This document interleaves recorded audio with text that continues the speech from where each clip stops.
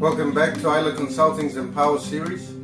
Let's have a chat about family sexual violence.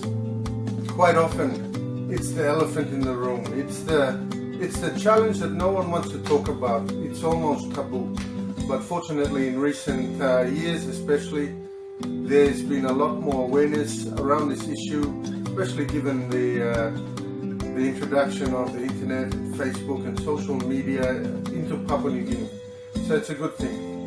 But I wanted to focus in on the cost to businesses specifically, because as I mentioned, it's the elephant in the room. Quite often management, business owners know that there's a family sexual violence with one or maybe several employees. What does it look like? High absenteeism, black eyes, you hear through the grapevine. Quite often staff go to help their colleague, and so you can see it, but how do we actually deal with it? Most people are helping victims and perpetrators from a reactive point of view, but there is a method, there is a way to help people shift their beliefs before it actually happens, or shift the beliefs so that it doesn't happen in the first place.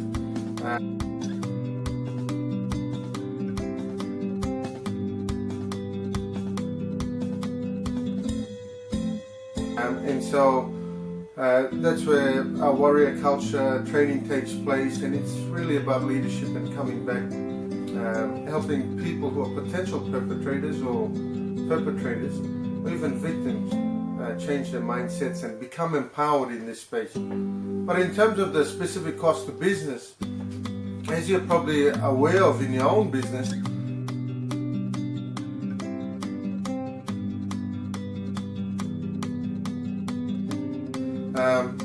there's high insurance costs, there's high staff turnover costs, you've got to terminate, you've got to recruit, management's got to get involved.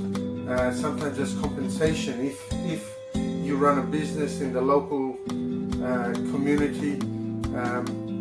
There's all sorts of costs. And when you think about it, imagine if you keep putting this issue to the side, this elephant in the room, and not dealing with it in a proactive manner.